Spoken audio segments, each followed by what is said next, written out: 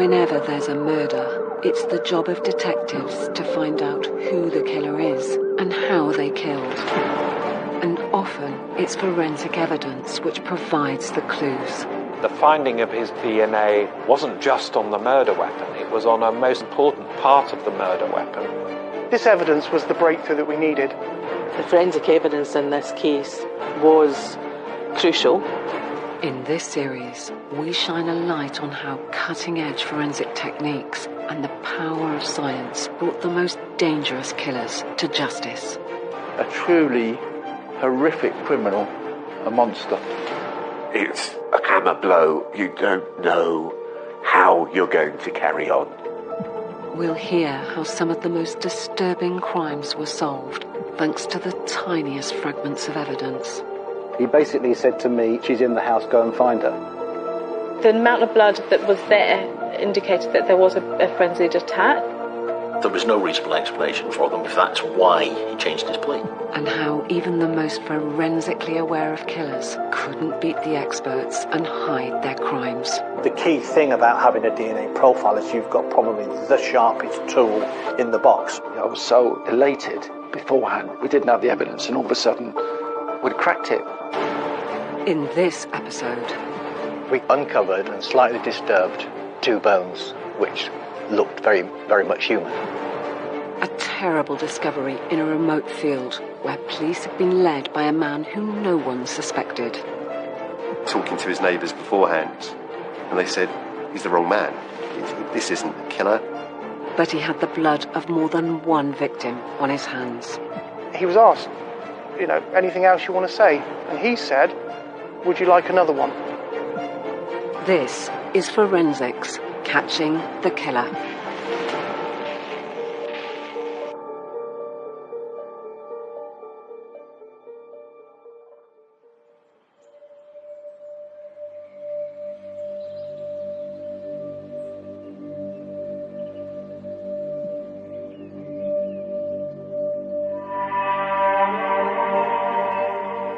We got to the scene about 8 o'clock from memory, and the SIO, the Senior Investigating Officer, had been given information by an offender or potential offender that a body had been buried in a particular place just inside a field in the plough soil. Back in March 2011, forensic archaeologist Professor John Hunter had been called in by Wiltshire Police to search the corner of a field in this sleepy part of the Cotswolds. Archaeologists are good at looking at changes to the landscape. They're good at identifying where things have been disturbed, where they might have been buried through vegetational change. You can use geophysics, you can use aerial photography, you can use all sorts of fancy techniques. At the end of the day, sometimes you just have to be manual, hands-on, and just remove topsoil to try and find where a buried body might be. Our work really was to try and find where the grave was, if there was a grave, and having found it, should we find it, then excavate it, follow the edges of the grave, recover the body, and recover with it all the evidence that may pertain to the person who put the body in the ground in the first place.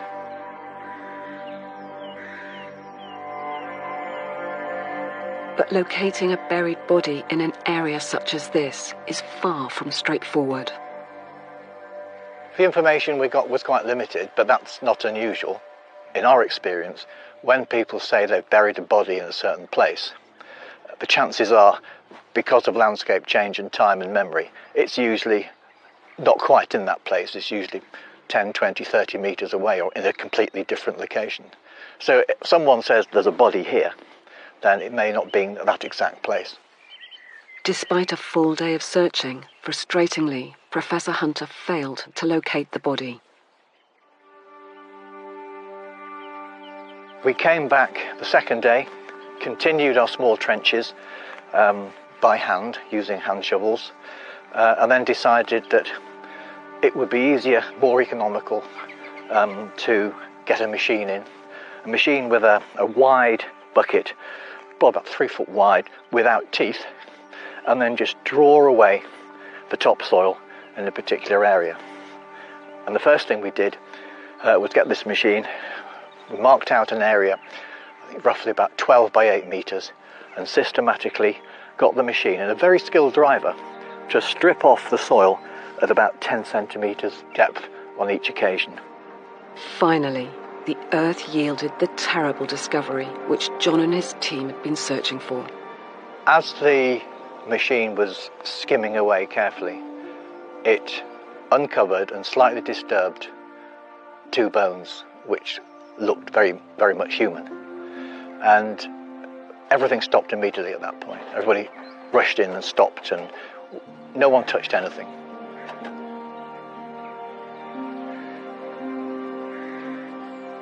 We came in with our small hand trowels, cleared away where the bones had been disturbed. They'd actually been moved from what was eventually the grave.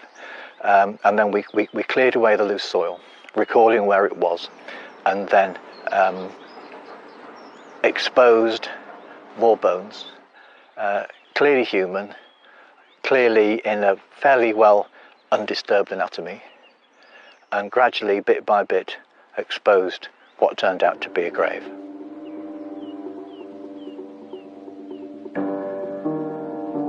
It took us quite a while to excavate the body, and the first thing that was clear was that it was a very, very shallow burial.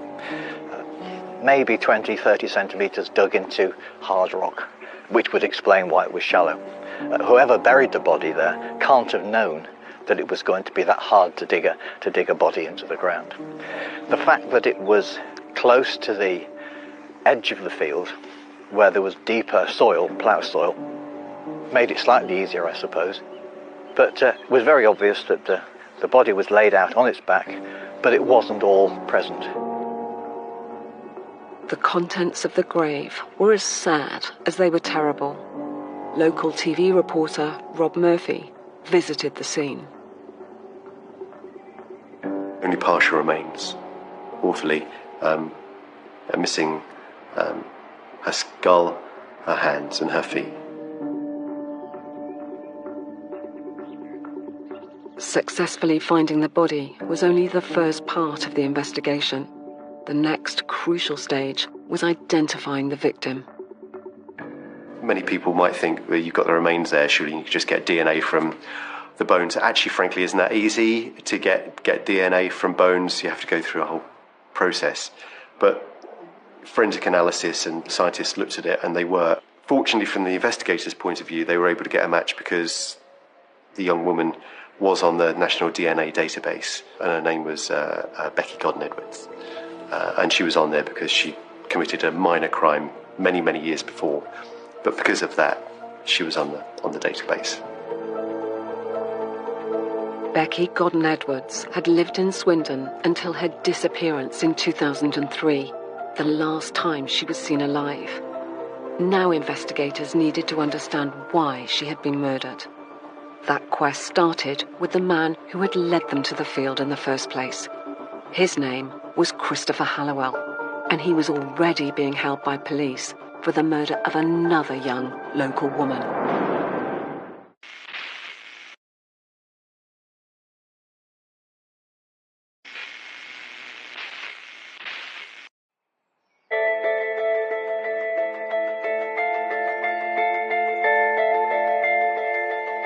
In March 2011, Wiltshire police had found the skeletal remains of a young woman called Becky Godden-Edwards. She was buried in a field in Gloucestershire. She was last seen in 2003, getting into a taxi cab one night in the nearby town of Swindon. But Becky's disappearance was never solved at the time. Could the disappearance of another young woman in Swindon 8 years later help police solve what happened to Becky? At around 9:45 a.m. on the 19th of March 2011, police received a call from a worried young man. His girlfriend, Sian O'Callaghan, had failed to return home from a night out, even though she had texted him at 3:45 a.m. and was seen on CCTV leaving a nightclub at 2:52 a.m. Ordinarily in these cases, the first thing to do is to speak to friends, family. Is there a reason why she hasn't come home? Obviously, there are a number of reasons why people don't come home, but quite quickly it was established that this was very unusual and she'd not done it before. Detective Superintendent Sean Memory was part of Wiltshire Police's major investigation team when Sian disappeared. She was in a stable relationship, she had a loving family, and there was no obvious reason why she wouldn't have got home that evening. And so within a matter of hours, a major investigation was launched. People were worried. Actually, this was clearly something different. What we knew about Sian was often we get a steer from the police about missing people. You know, often these people have gone missing before, they may have chaotic lifestyles, they might have had something in their life recently which has been has caused them to want to disappear. But the intelligence that we got straight away, none of this was the case here. This was different. The weekend passed with no trace or word from Sian. The only clue was from her mobile phone records, which sounded even more alarm bells. What the police told us was Sian's mobile phone was no longer pinging off the masts here in central Swindon. It was pinging off a mast in Cadley, which is in Savernake Forest, which is 10 miles away. And that's utterly frightening because she has no reason to be there.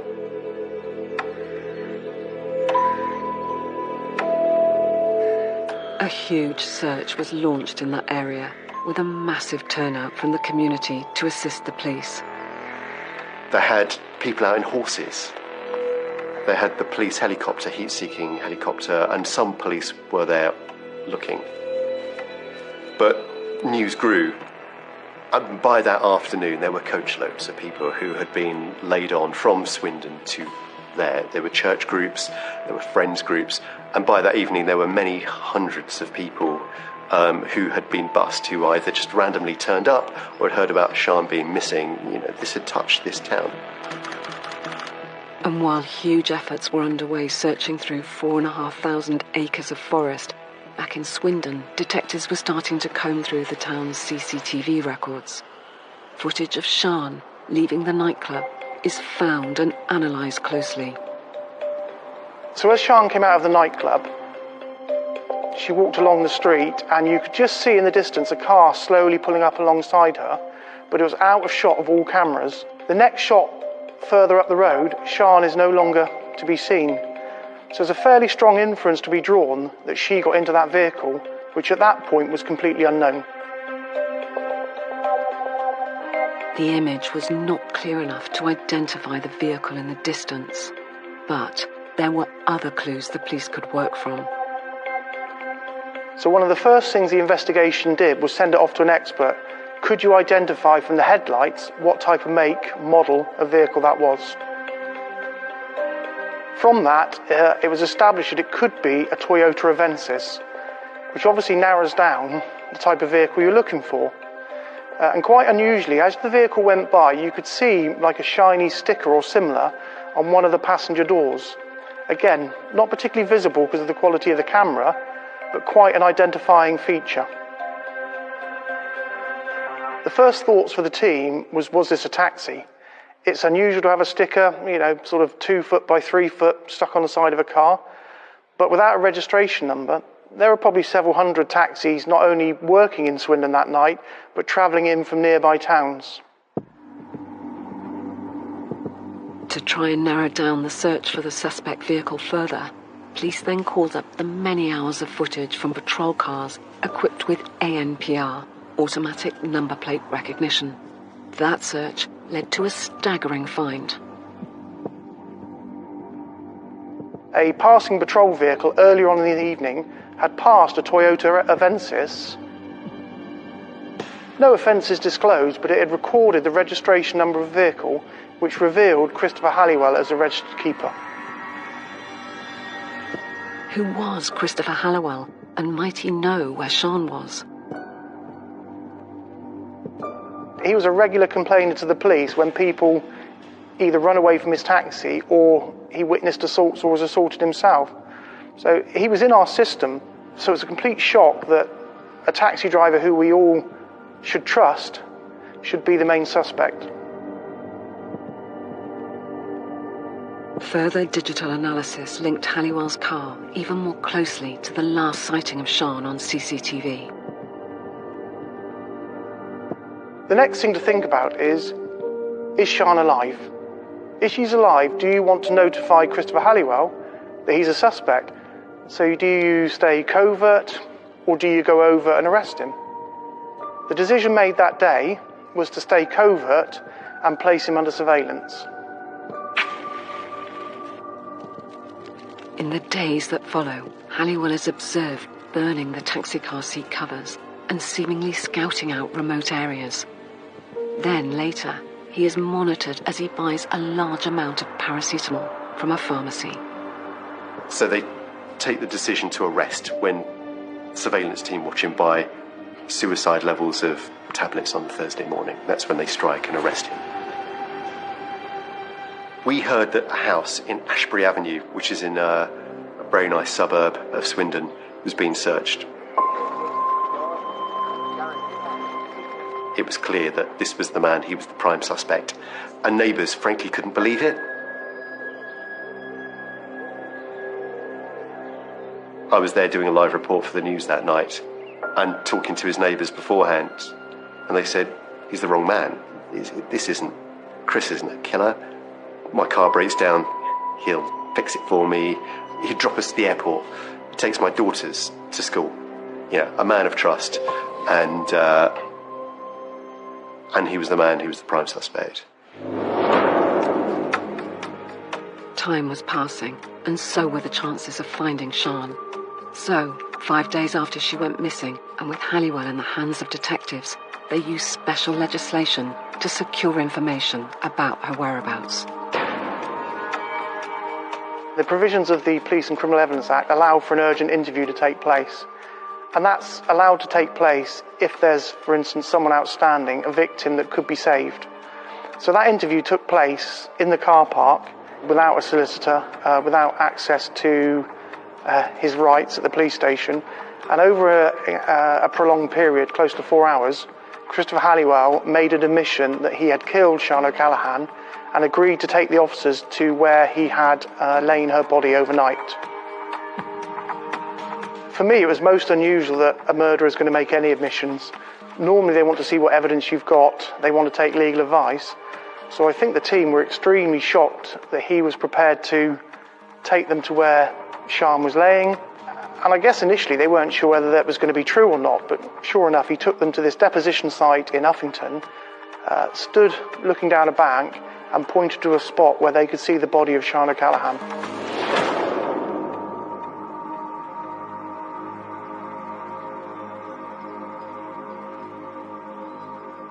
Immediately, detectives set up a crime scene around Sian's body and tried to keep Halliwell talking. At this point, they return to the car. Halliwell is contrite. There's a convoy of police cars behind them. There's a police helicopter above. And Chris Halliwell turns and says, "Would you like another one?" In the history of my career, this had never happened before. And do you want another one? What did that actually mean? So, of course, you're going to say, well, what have you got, Christopher? And he said, I killed someone in around 2003, took them to an area, stripped them, buried them in a field, and I'll take you there right now. Halliwell then led the officers to the remote field in nearby Gloucestershire, where forensic archaeologists would unearth the remains of Becky Godden Edwards. With Halliwell now having admitted to killing 2 women, it would be up to the police to secure a conviction. But that process was about to take a most alarming and worrying turn.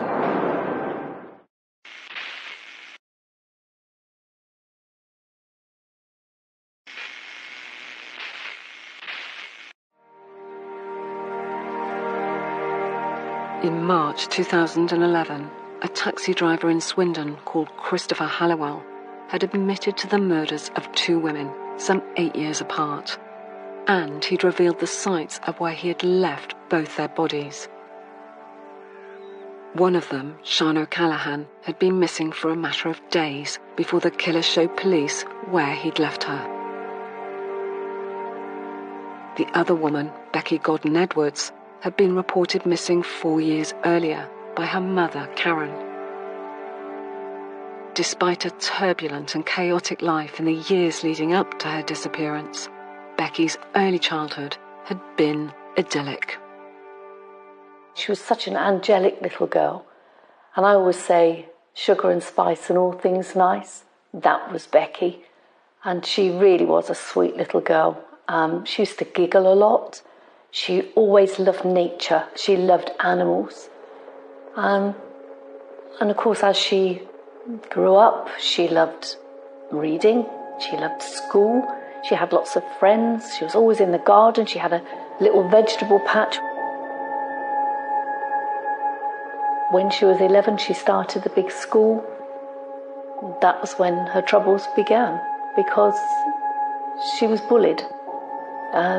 So I removed her from one school, put her into another school, but the bullying continued.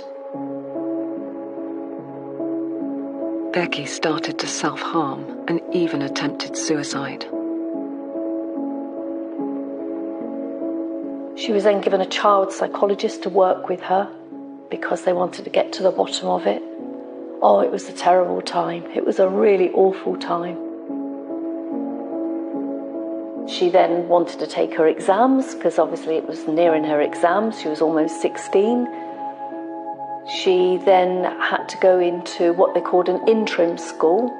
So while she was in this interim school, that was when she was introduced to heroin. Becky's drug addiction spiraled out of control despite many attempts at rehab. Then her dependency took a dark turn. I asked her, how do you get these drugs? How do you actually pay for these drugs? I have sex. I said, sex with who? You mean they pay you? She said, well, how else do you think I get it? I said, so you're selling your body for sex? I can't believe it.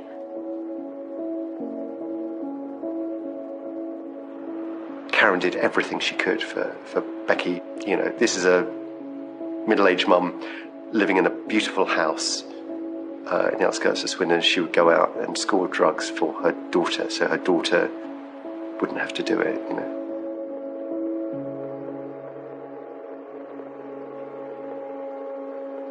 So this is why every time I picked her up and brought her back home, that I would go out and I would buy drugs so that I could give her drugs and she didn't have to sell her body. It's a horrible thought. It's a horrible thought.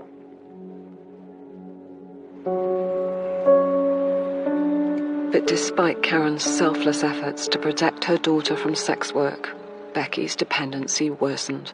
And after being involved in petty crime, then convicted of burglary, she decided not to come back to the family home, but to stay instead with a friend.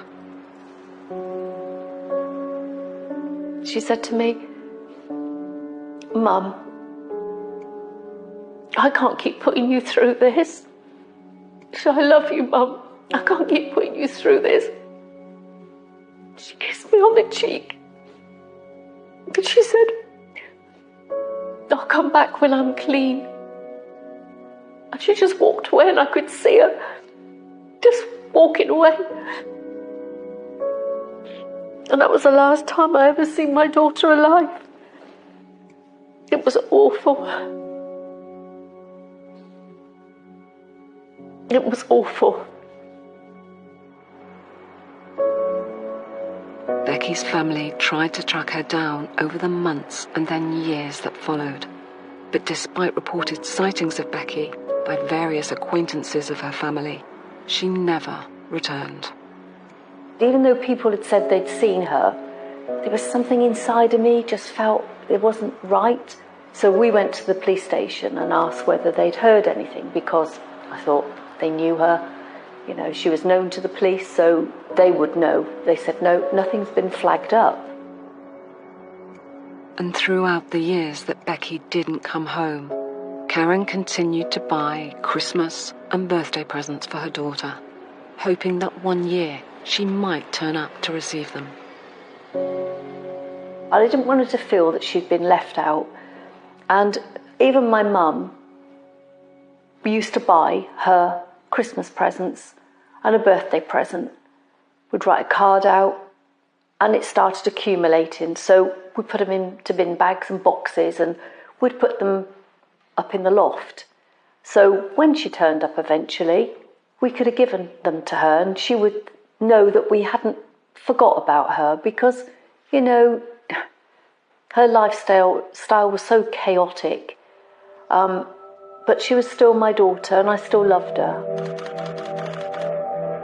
And then, after 8 long years of missing her daughter, Karen saw with horror the news that the man who had murdered Sian O'Callaghan had also shown police to the grave of another woman he had killed, and Karen feared the worst.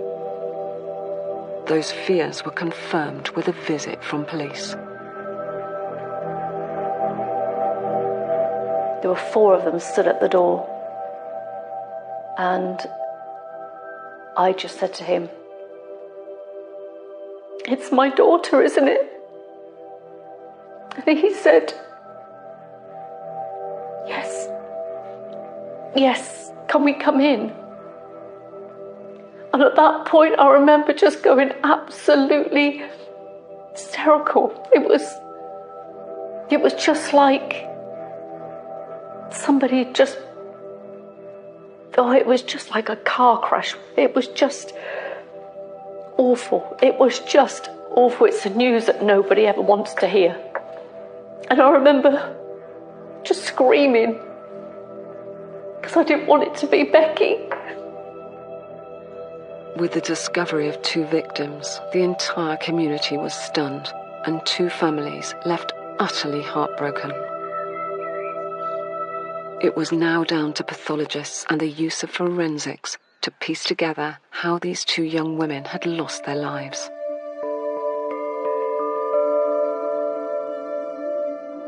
Becky's partial skeletal remains would not give up clues easily, but the recent deadly attack on Sian O'Callaghan would be easier to document. So the post-mortem revealed that Sian had received a blunt blow to the back of the head, probably with a knife. There was also some indication that she'd been subjected to a sexual assault. Halliwell was tried for the murder of Sian first. He pleaded guilty at Bristol Crown Court and was given a life sentence with a minimum term of 25 years.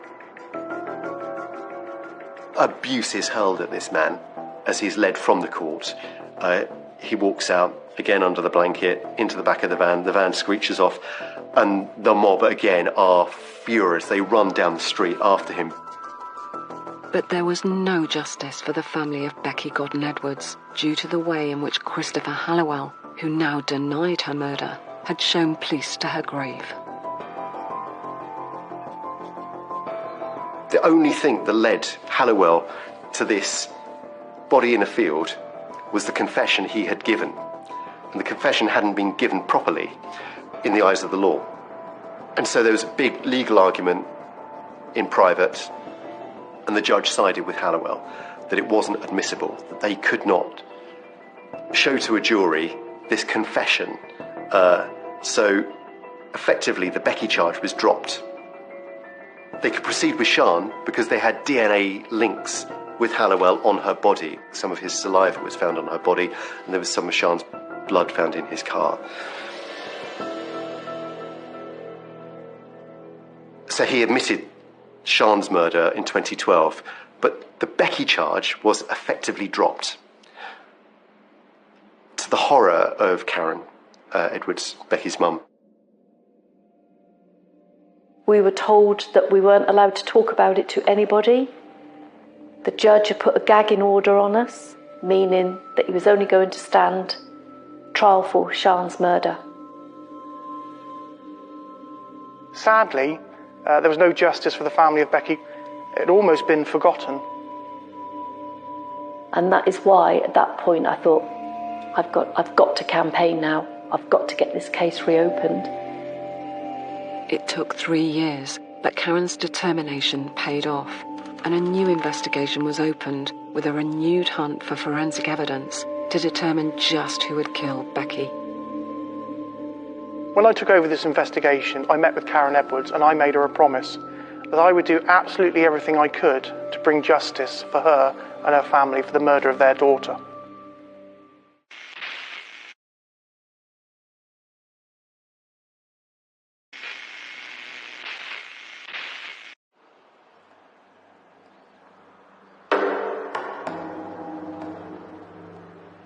In 2015, killer Christopher Halliwell had been in prison for over 2 years for the murder of Sian O'Callaghan.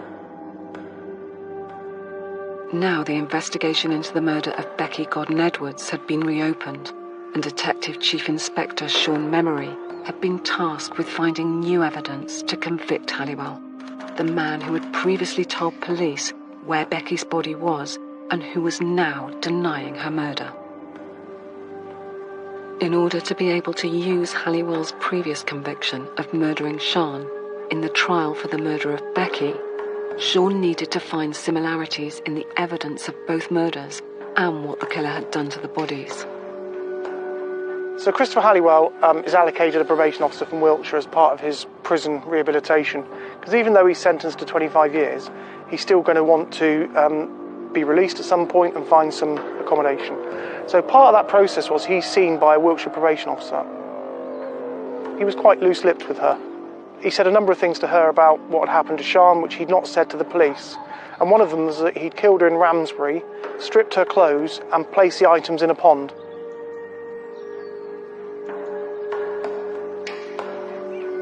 So we'd been in Ramsbury and we'd found lots of ponds, and we were driving back into Swindon for a meeting.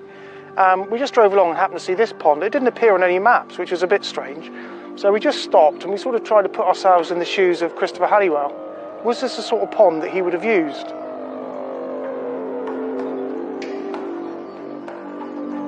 And as the three of us looked into the pond, right before our eyes, an object came to the surface, and we could see the heel of what looked to be a shoe or a boot. When we managed to hook the boot out and we quite clearly realised that that was the boot belonging to Sian, we then conducted a major search of this area.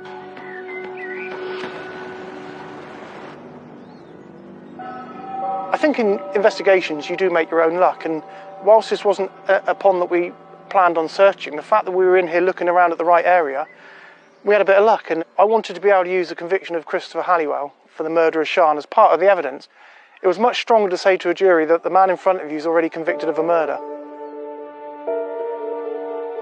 Finding Sian's boot was a vital piece of evidence, one of many which helped prove that both she and Becky had been stripped of their clothing after they had been killed. Sean then turned to the items that were recovered from the killer's home, but there were over 3,000 of them. In the shed where he lived, a spade was found, and my first thoughts were, could he have used it to dig the deposition site? Could there be some evidence on this spade? So we sent it away for analysis, and to be honest, I was hoping maybe Becky's blood would be on it or something similar. At this point, I met Lorna Dawson, a soil expert from Scotland.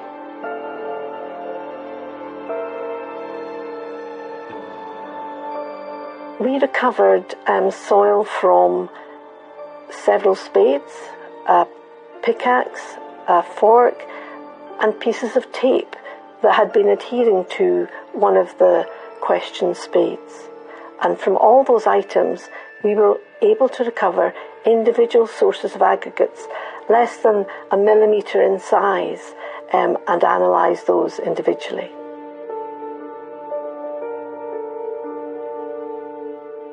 What soil science applied to the criminal justice system does is try to answer the where question. So, where could that unknown soil that is on an item have come from? Using samples of soil taken from the field around Becky's unmarked grave, Lorna returned to the laboratory to see if those samples matched the material found on Halliwell's spade.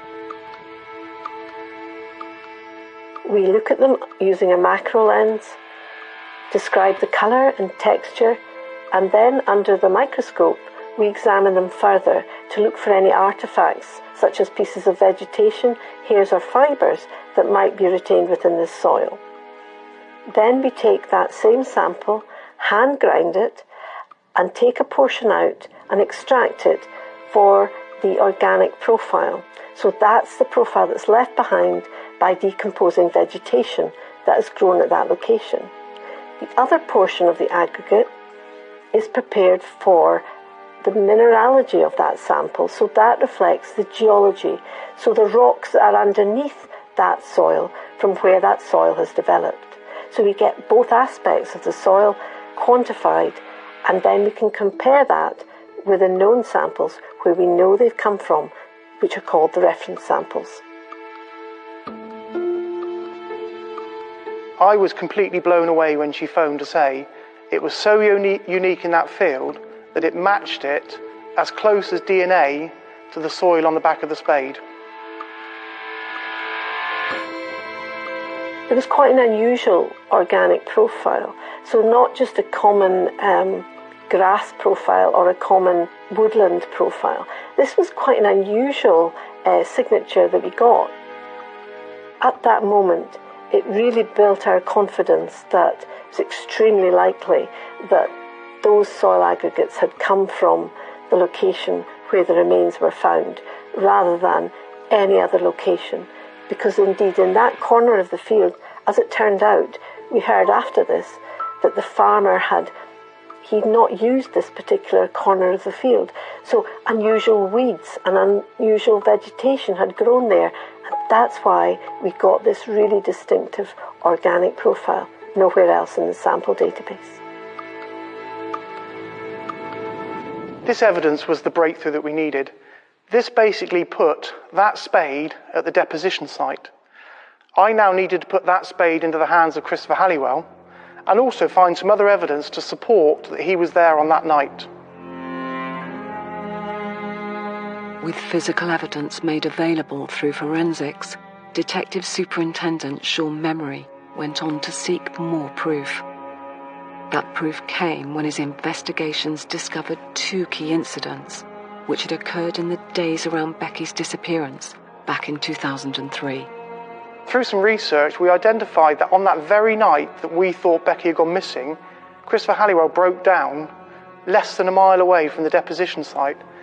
He'd run out of petrol. Was that poor planning on his behalf? But it placed him very close to this rural location. Furthermore, we were able to identify that on the day, later on in the afternoon, he had an emergency appointment at his doctor's. He'd gone there on a non-arranged appointment. He had broken a finger or two on his hand, and he had scratches to his face. The doctor noted that he was highly emotional and didn't have an explanation as to how these injuries had occurred. But what was interesting was Christopher Halliwell had a long history of reporting assaults, criminal damages, what he witnesses as a taxi driver. He did not come forward on this occasion to say how his injuries had occurred. Finally, Sean had the evidence he needed to bring about the trial which Becky's mum Karen had fought so tirelessly for. The Crown Prosecution Service agreed that Halliwell now could stand trial for the second murder of Becky Godden Edwards. So I was really confident that we could get a conviction for this, but I went to see Karen Edwards and said, look, he's been charged. That doesn't mean to say he's been convicted. But for Karen, and indeed all those involved, there were more surprises in store. Well, we thought we were going in the courtroom, but we didn't. And we all sat outside. Next thing we knew, he'd sacked his barristers, and they'd come out and said, he's decided to represent himself. Who does he think he is? The trial was pure drama. Halliwell defending himself, which is unheard of in a murder trial. Christopher Halliwell, I've no doubt, conducted a load of research whilst in prison, accessing books, material about being a lawyer. I'm sure he thought that 30 years in the bar he could do overnight at Crown Court, which actually, again, played to our strengths because as well as he thought he did, he was appalling. He questioned everybody. If you were a witness, he called you. So he called me, and I didn't know what he was going to ask me, but it was a really trivial question. He'd said that he'd picked up some drug dealers, been asked to bury a bag, and he assumed that it was guns and not a body. And he basically asked me whether I thought that was true and was it plausible. For me, that was a really straightforward answer. No and no. Halliwell claimed not to have known Becky at all, but what transpired through the evidence given was he did know Becky, and he knew her very well. There was one of the witnesses who was friends with Becky, and she was called, and she was very brave. She stood in the witness box, and she questioned him, he questioned her, and she said, "You know Becky?" And he said, "I didn't know her." She said, "But you did know her, you were obsessed with her. You used to sit and watch her all the time. You were absolutely obsessed." They had had a relationship that he would offer to pay for her to not go out, working as a sex worker. And the picture painted in court was he was infatuated with Becky. But that was hard. Looking at him, stood there with that smug look on his face, knowing what he had done to my daughter. I couldn't believe it. And now here he was, cross-examining other people, trying to wiggle off the hook, saying that the police had stitched him up, that they'd planted that soil on the spade. He was questioning Lorna Dawson, who is an expert in this field. It was a very strange situation, but thankfully there was a very good judge who kept good control of the trial and indeed had to stop him on several occasions when he was breaching the law in the type of questions that he was asking. It didn't take the jury long to find Christopher Halliwell guilty. I think it was 2 hours. We were surprised it was that long, actually. And he was given a whole life order. There aren't many whole life orders given in the country. I think at the time he was one of 50-odd killers in prison who will never see freedom again. But he's one of them. There's an insignificant man who did something deeply significant twice, at least twice.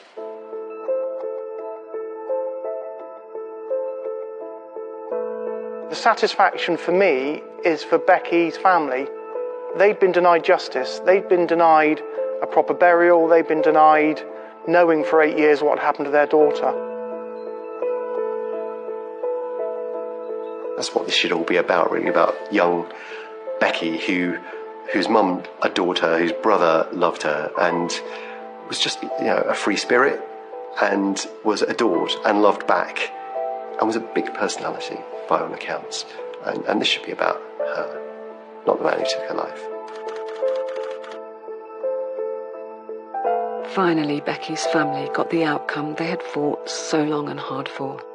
It had taken 5 years, 2 investigations, and importantly the use of forensic evidence to secure the conviction of the man who had murdered their beloved daughter.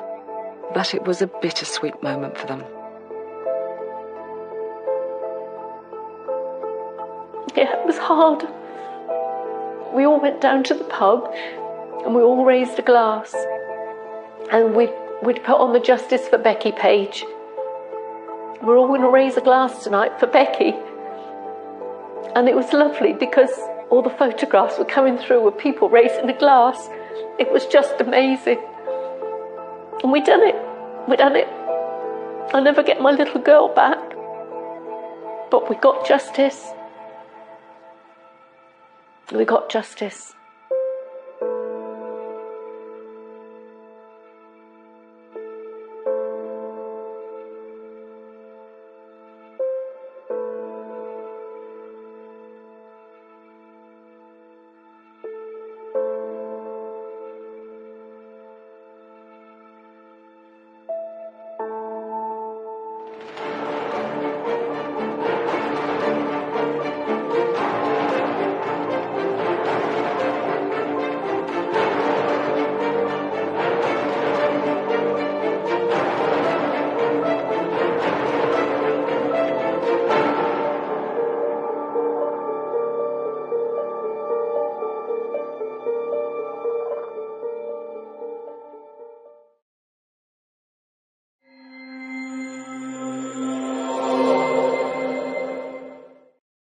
If you have been affected by any of the issues raised in this programme, help is available online at sky.com/viewer support. Of real-life violence that some viewers may find distressing.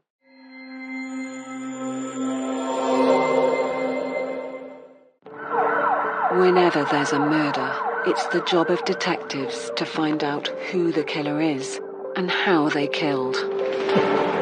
And often it's forensic evidence which provides the clues. The finding of his DNA wasn't just on the murder weapon, it was on a most important part of the murder weapon. This evidence was the breakthrough that we needed. The forensic evidence in this case was crucial. In this series, we shine a light on how cutting-edge forensic techniques and the power of science brought the most dangerous killers to justice. A truly horrific criminal, a monster. It's a hammer blow. You don't know how you're going to carry on. We'll hear how some of the most disturbing crimes were solved, thanks to the tiniest fragments of evidence. He basically said to me, she's in the house, go and find her. The amount of blood that was there indicated that there was a frenzied attack. There was no reasonable explanation for them. That's why he changed his plea. And how even the most forensically aware of killers couldn't beat the experts and hide their crimes. The key thing about having a DNA profile is you've got probably the sharpest tool in the box. I was so elated beforehand. We didn't have the evidence, and all of a sudden, we'd cracked it. In this episode, police attend the scene of what appears to be an accidental house fire. Miraculously, a child survives. Firemen came and they asked me if it was a big or a small fire, and I said it's a big fire. But tragically, her mother does not survive, and when forensic investigators examine the scene, clues emerge that not all is as it seemed. The burning in the bed should have been mainly remained on the top surface of the bed, but I could see burning to the left-hand side bottom of the bed. We saw that area of the neck had not been burnt. I phoned up the detective inspector at Stevenage and I told him we have got a murder on our hands. This is Forensics, catching the killer.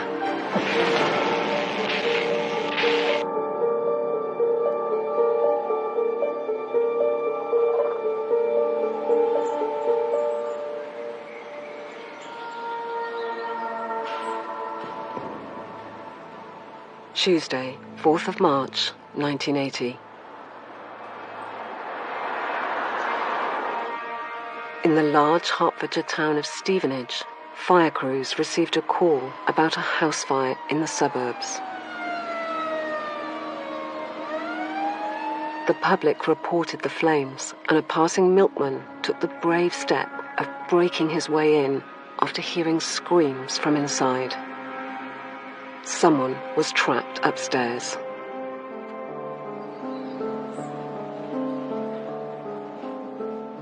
There was a fire at the end of the bed, and I was in the bed with my mum, and I was just felt paralysed, and in shock and really wanted my mum to move and do something, but she wasn't moving. I then don't remember actually getting out of the bed, but I found out that I did get out of the bed because the milkman rescued me on the stairs. He saw smoke bellowing out of the bathroom window, the upstairs bathroom window, so he came near to the door and he heard my screams and crying, and he knocked the door down and he came and rescued me. Amanda Wright was just 4 years old at the time when she lived in the house with her mum, 25-year-old Susan Lowson.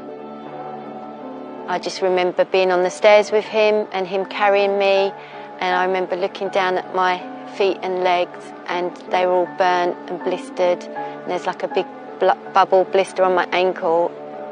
He took me next door and the fireman came and they asked me if it was a big or a small fire, and I said it's a big fire.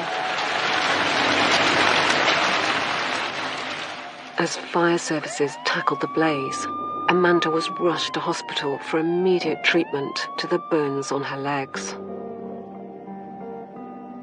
But once the flames were extinguished, what emergency crews discovered in this quiet suburban street was more sinister than just a fire.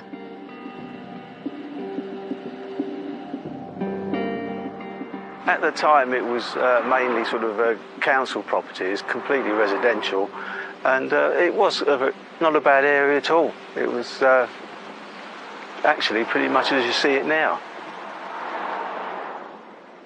Peter Harper was a young detective constable at the time.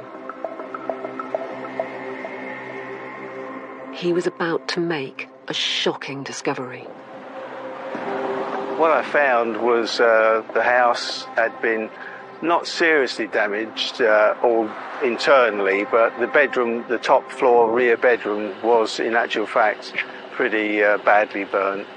And I found that there was a body of a woman actually lying in the bed, obviously dead.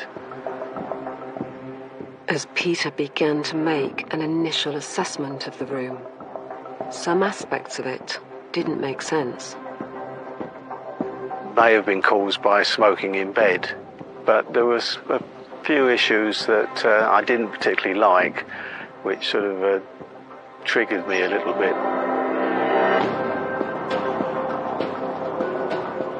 The burning in the bed should have been mainly remained on the top surface of the bed, but I could see burning to the left-hand side bottom of the bed. The net curtain was down on the floor, and the cord that was holding the curtain up was down by the side of the bed, totally untouched by the fire. No burn or scorch marks anywhere near it, yet the main curtains were burnt and singed, which led me to think, well, that was down before the fire started.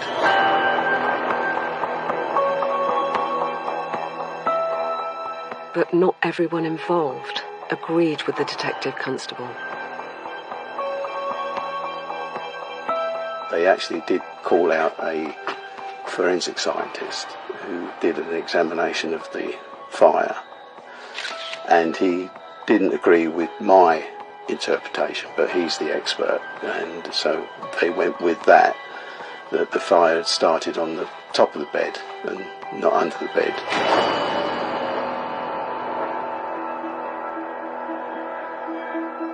I've seen bodies where they have died in chairs, armchairs, where they have been smoking, and the mere fact that they've had a cigarette in their hands, they've fallen asleep, the hands dropped, the cigarette's gone into the material in the bed, and it's caught fire. And sometimes people don't wake up to that incident and die naturally in the fire. Back in 1980, we didn't have combustion modified furniture, which is what we have today. Everybody's sofa has a little label on it that says it's cigarette and match resistant. The reason we have these labels is because back in the 1980s we were having significant problems where people were dropping matches and cigarettes on sofas or in rubbish bins and that sort of thing, and they were catching their sofas alight. Since then we have combustion modified furniture, so it changes the way fires burn. So back in 1980, fires would develop very quickly. You could easily get to flashover, which is where the entire room is on fire. You could get to that stage within a matter of a few minutes. There are certainly tests that have been done with furniture from the 1980s that flashover happens in around 4 minutes. Away from the bedroom, Peter's search of the home continued to arouse suspicion.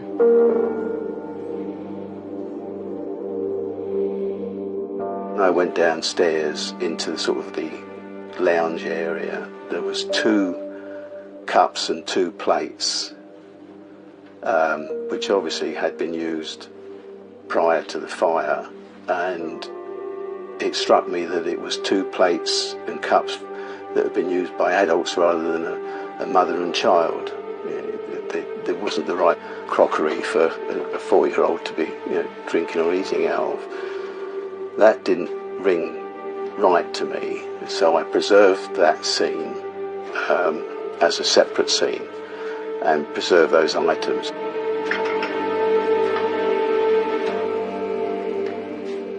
Peter's inquiries now switched to the mortuary, where a forensic pathologist was called in to examine Susan's body.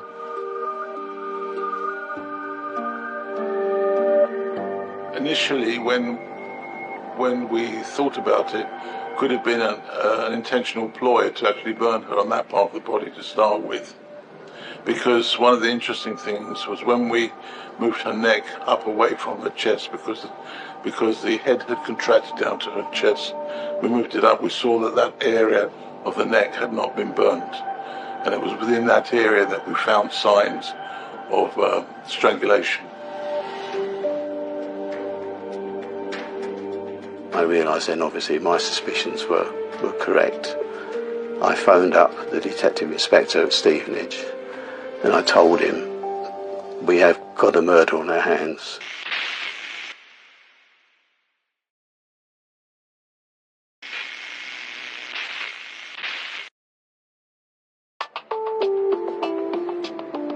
In March 1980, a house fire in Stevenage almost claimed the life of 4-year-old Amanda Wright. Her mother was not so lucky. 25-year-old Susan Lowson's body had been found in the burnt-up bedroom of her home. But a post-mortem examination revealed strangulation, not fire, as the cause of her death. News of the murder quickly spread.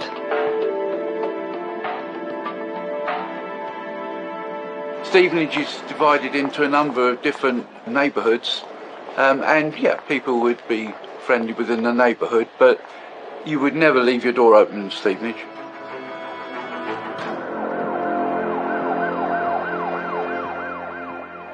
Brian Todd was a detective sergeant at the time. It was a lot of youngsters in the town. We had a bit of a drugs problem, like most towns.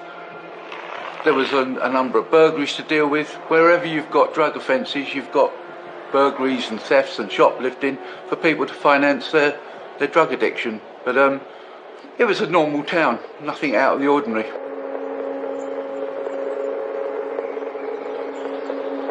But mother and daughter lived in a peaceful area and had a contented home life before the night of the tragedy. My early childhood was very happy. I spent it with my mum, mainly with my mum, because it was me and her, because my dad left when I was about 2 years old. My mum was like free-spirited, young at heart. We'd wear hats and put bags on and coats and mess around, and we'd like dance and just have lots of fun and go to the park. And just a happy, chilled out, secure time in my life.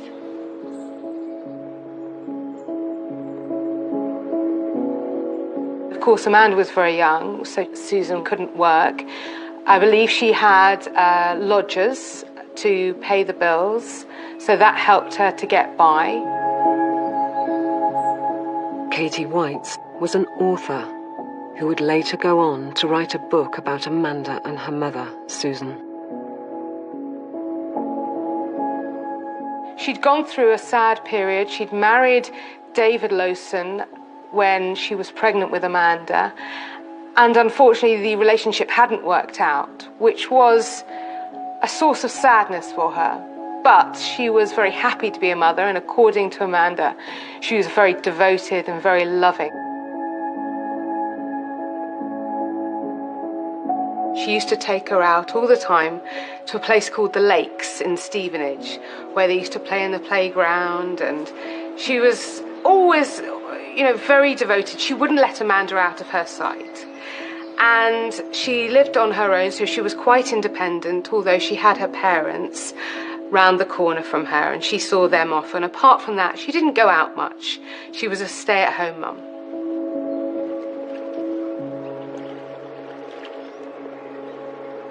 The Lakes was just on our doorstep, literally, so a short walk. We'd go to the park and my mum would push me on the swing, which I absolutely loved, and then we'd go to the big slide. I've got lots of nice photos of us together.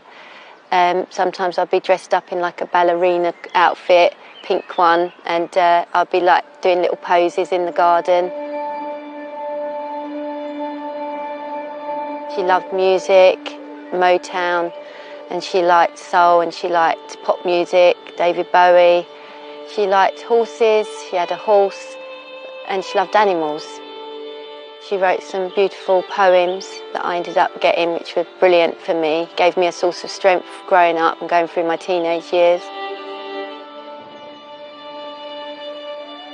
The deadly events in their home that night, including the fire, would have far-reaching consequences for Amanda.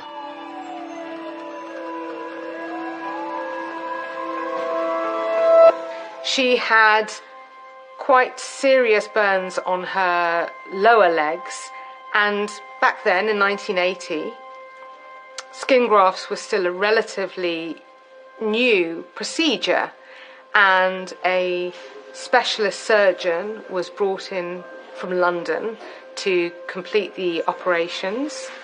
There were skin grafts taken from her thighs and they were put on her lower legs, and she was in hospital for quite some time. I'd be in excruciating pain when they were unravelling the bandages because the blood stick to the burns and the bandage, and then when they pulled it apart it hurt so much, and I remember just hating knowing that that was going to happen, like if I was having a bath, and the smell of it as well. It had like a disinfectant smell, really strong smell, and I'd have to soak the bandages, and I'd be like, please just let me soak them for longer. I always wanted longer. I never wanted them to unravel them. But the nurses were really lovely and were like understanding and patient with me, but it wasn't nice at all. While Amanda was undergoing painful medical care, in the mortuary, forensic pathologists were discovering more clues as to how Susan had died. The pathologist said that there were bruises and cuts all around Susan's body. There was a ligature mark and sign of strangulation on the neck. And clearly, whoever did this was also punching and hitting Susan, consistent with the injuries over her chest and face.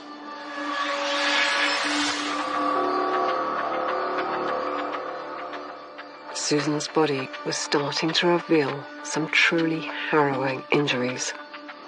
But the attending pathologist, Peter Venezes, had to find hard evidence of exactly what killed the young mother. In a victim that dies from a fire, we need to be, first of all, sure that that person had died as a result of a fire or whether they had died whether they were dead before the fire occurred. And to do this, we have to look at the blood. We have to look carefully internally at their air passages. If, for example, they've inhaled smoke from the fire, they will have soot within their airways, and their airways will appear black. And also in the blood, they would have inhaled the products of combustion in a fire, which would be carbon monoxide. But in addition to that, we also look for small spots in the eyes and face. In this case, we couldn't see anything in the face because it was burnt. But in the eyes, when we lifted up the eyelids underneath, the whites of the eyes, we could see, or the small areas around the whites of the eyes, small red spots. These are known as petechiae, and these are very common findings in strangulation.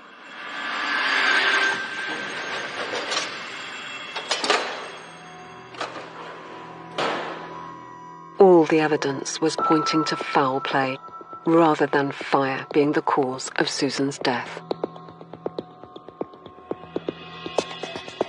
Once I looked at the neck area, and once I was able to look into the eyes and also dissect the neck and see what was going on underneath. In addition to that, by not seeing any soot in the airways at all, the only thing that was left then was to make sure that carboxyhemoglobin, the carbon monoxide, was very low, and it was. So he was confident that whoever did this not only tied a ligature around the neck, but also used his hands to try and kill Susan. But with badly injured 4-year-old Amanda unable to provide detectives with any clues, would they ever be able to find the man who murdered her mother, Susan?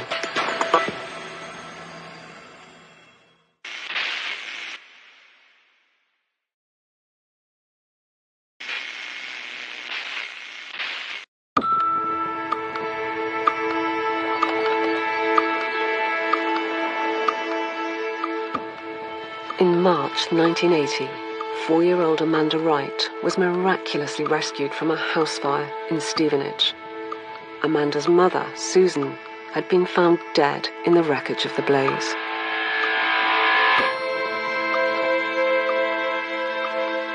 But as investigators had discovered, she had actually been strangled before the property was set alight. I believe this was quite a shocking occurrence in what was a small and friendly and tight-knit community.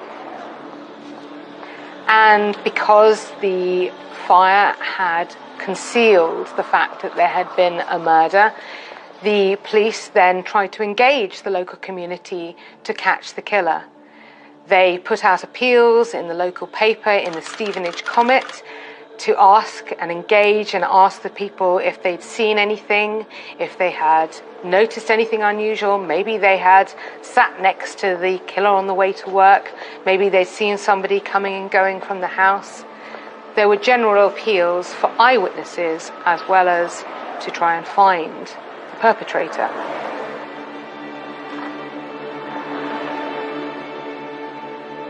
A man had been seen running away by the milkman, who was able to give a description, and over the next 48 hours Amanda was able to tell us that she'd seen the man there, that he had been shouting at her and had run off.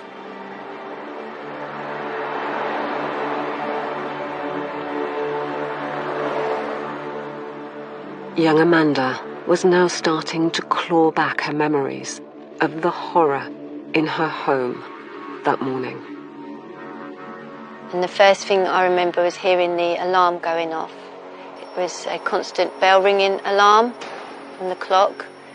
And then when I woke up, I could see the man was at the bottom of the bed and he was getting dressed. He was sort of hurrying along, seemed in a bit of a rush. And my mum was next to me in the bed. And then suddenly, just out of nowhere, he just sort of came flying over towards my mum and grabbed her out off the bed and pulled her out. And then he was attacking my mum and strangling her, and she was near the wall. and he was smashing her head against the wall. And I was just in bits. I was screaming, crying my eyes out, and asking him to stop, and he said he won't stop unless I stop crying. I was so desperate to stop crying, but I couldn't. So I was in turmoil. I needed to stop crying, but at the same time, what I could see in front of me was the most horrific thing I'd ever seen. And then after a while, he then stopped attacking her, but my mum was like this side of the room, and then they sort of travelled over to this side of the room, near to where I was on the bed, and then he just grabbed me and got a pillow and pushed it over my face, and I just remember feeling his hands on my neck, and then I knew like I couldn't breathe, and then after a while I just wanted it all to be over with. And then after that I came round, and my mum was back in bed with me, and there was a fire at the bottom of the bed, and my mum wasn't moving. She wasn't opening her eyes.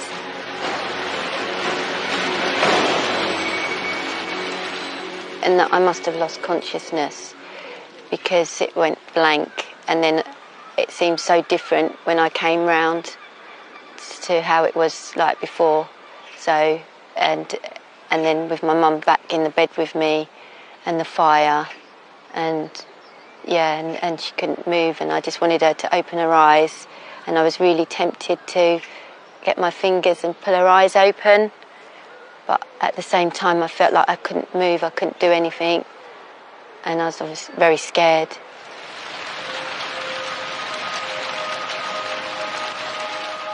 I can't even begin to imagine the terror that she must have felt in that moment, knowing that the person who had cared for and looked after and loved her whole life was now gone. And in fact, in her 4-year-old mind, I don't think it really computed.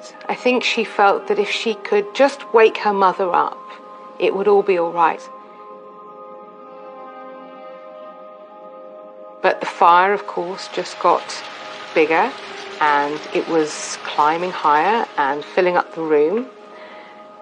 And I think the next thing that she recalls is being taken out of the house by a man and taken round to her neighbour's house, where she was put on a sofa, telling that man, "My mum is still inside, my mum is still in the house."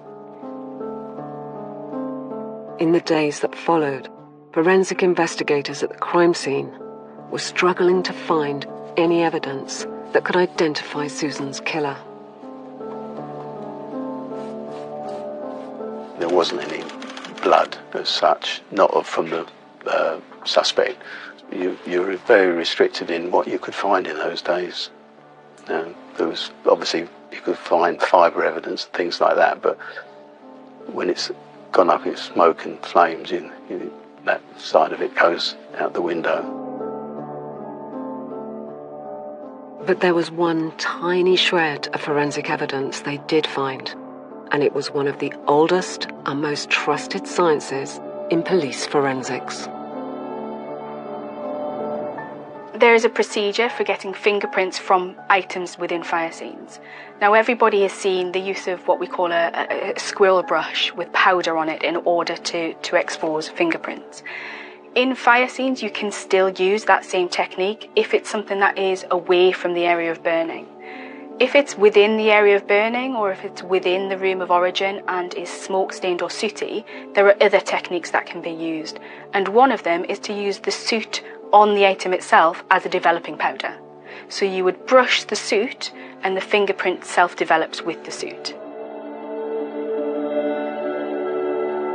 Could the pair of mugs, originally spotted by Peter at the home, hold the murderer's prints? We've got our own little search lab area, and we've got a drying cabinet. So I thought, well, the firemen have been around, they've been hosing everything, and it's it's damp, and so you can't fingerprint items when they're damp. So I took them back to the police station, put them in the drying cabinet, and I thought, well, I'm going to leave them there for 24 hours.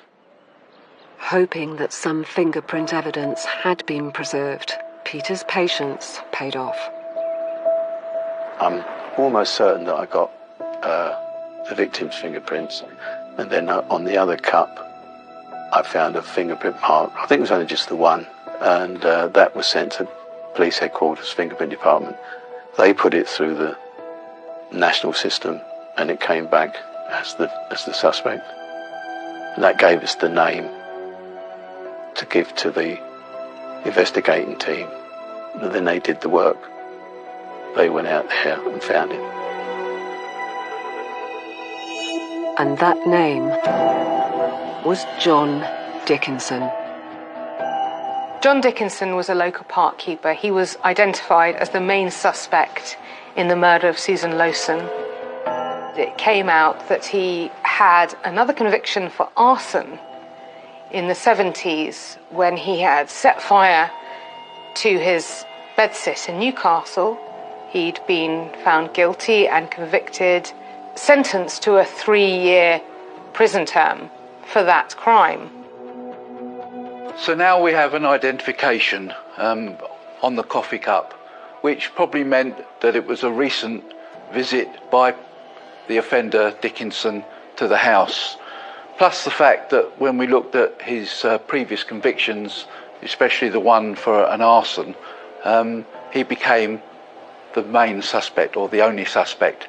And very quickly I was assigned to arrest him and take him into custody.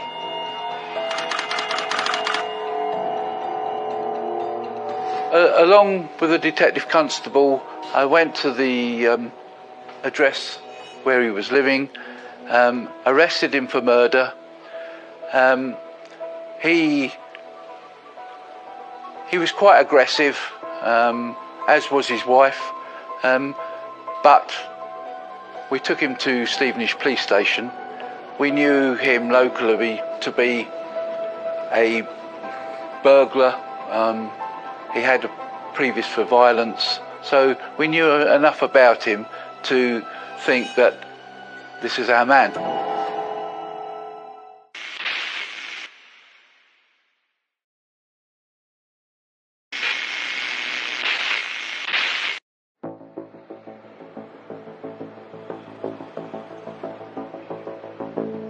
In March 1980, forensic investigators had recovered a fingerprint at the scene of a murder.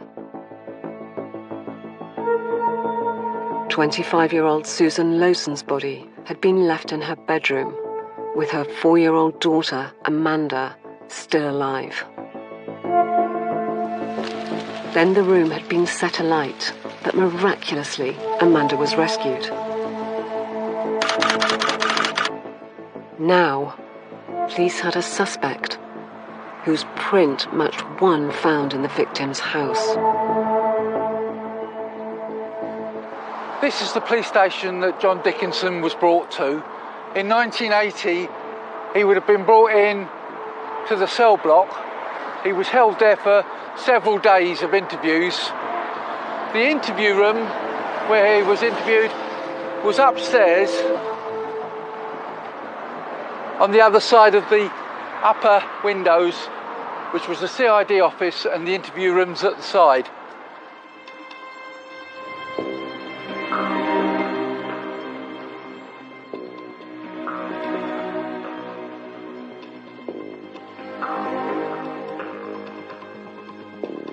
He did 4 interviews.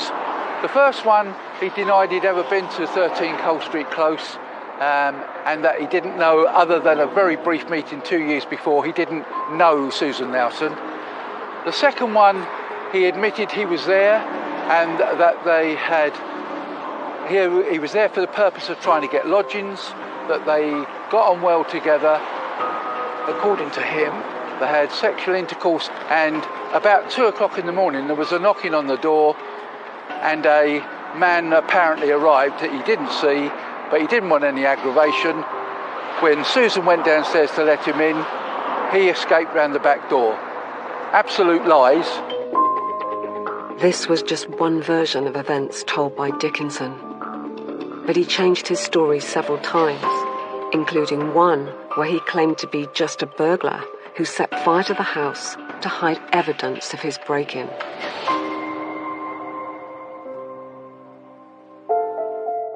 With his fingerprint placing him at Susan's home and the clear forensic evidence of her being strangled,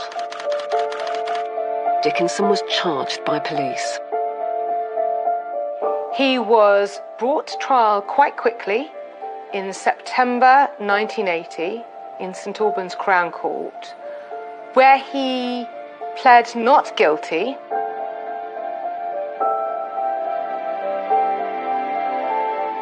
There was a trial of over 2 weeks, and the jury only took 40 minutes to see through his lies and find him guilty of murder, of arson with intent to endanger life, and for which he received a life sentence, a minimum of 18 years.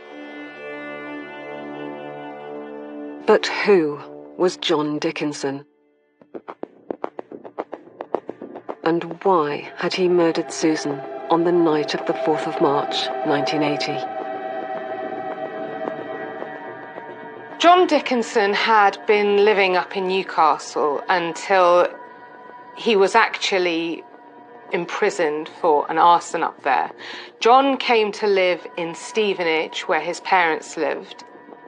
So as far as we know, he was chucked out by his wife and needed to find a place for that night. He turned up at Susan's house.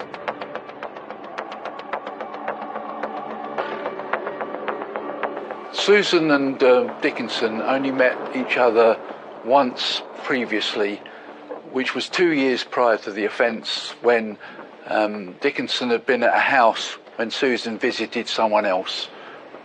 He may have waved at her in the street a couple of times when he saw her, but he became aware through other friends that Susan was looking for a lodger, although Susan made it clear, according to him, on the evening that she only usually took ladies in, not men.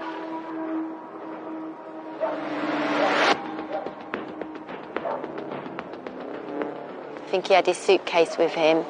My mum was like, well, we'll have to organise that for a date, but he sort of pushed his way in, I really need to stay somewhere right now. So my mum was all taken aback. She didn't really quite know what was happening. She knew of him, but she felt really unsettled by it. So what she done was that she rang Carol, the lady who used to live with us, and said to Carol on the phone, because back then you just had house phones. She said, would she come round because this guy's turned up who needs lodgings. I'm feeling a bit uncomfortable. But Carol said, unfortunately, I'm going out tonight, but I'll definitely come tomorrow. So my mum sort of went, oh, okay then. So that's how he gained entry into the house. She had in fact let in a man with monstrous intentions. He would not only take her life, but also destroy everything which her daughter loved. For Amanda, life would never be the same again. She'd lost her mother, she'd lost her home, and even though she was now going to live with her father, it was not the same loving relationship that she'd enjoyed with her mother.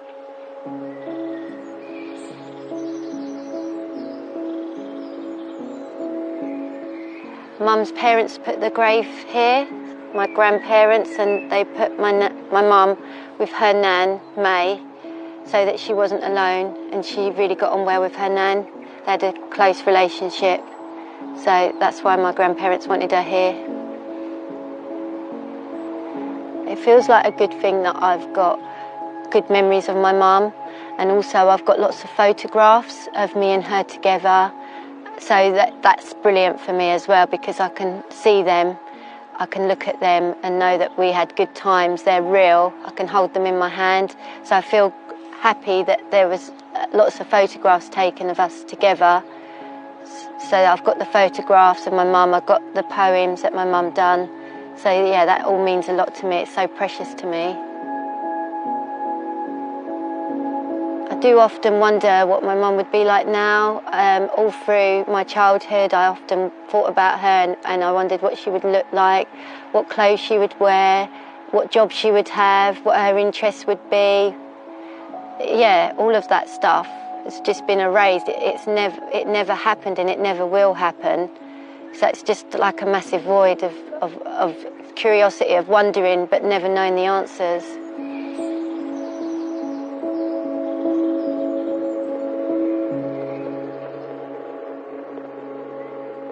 John Dickinson spent 34 years in prison for the murder of Amanda's mother. But after his release in 2014, other terrible crimes of historic abuse committed against his own stepchildren, now adults, came to light. The revelation came after one of them was inspired to get in touch with Amanda after hearing her speak out. And I just couldn't believe it. And it was nice to talk to her, talk about our feelings and growing up feeling guilty and bad about ourselves. And really, we shouldn't have had to feel like that. And we talked about her going to the police about it, because he should be punished for this disgusting crime that he's put on them. And it was just swept under the carpet. She plucked up the courage and she made that phone call to the police. And then from there was investigation and a court case, and he was put back in prison, which is amazing. So we were really elated with that he's back and he can't hurt anyone else. He has been sentenced to another 17 years. A truly horrific criminal, a monster. The truth had finally caught up with Dickinson and taken him back to prison once and for all. And that judicial journey all began with the findings of forensic evidence and the initial diligence of one detective at the scene of a house fire. I think what stands out for me in this particular case is the fact that when you go to a scene where it might look like it's fairly straightforward from the point of view of a house fire. For example, the police could easily have thought that she may have dropped a cigarette near the bed, which then set alight. But all credit to them, we kept an open mind. It was the fingerprint evidence that pointed the way to the inquiry that took place afterwards and the successful conviction. So yeah, the forensic evidence was the fingerprint evidence. It worked. Dickinson is known to have hurt 3 children in different yet equally horrific ways. All are survivors, none more so than the little girl he left alone to die in the fire which he started.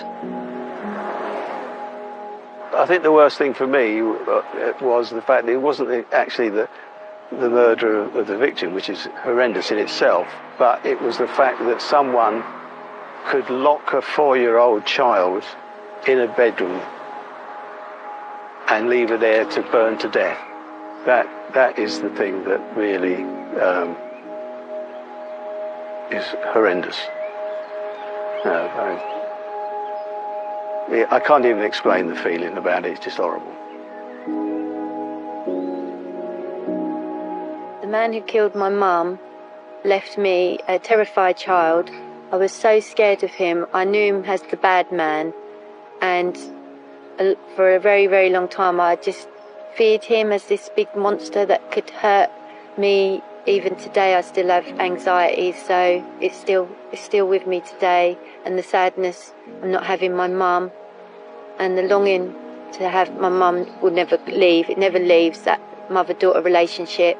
It's always there, and if I go through really tough times, I always want my mum.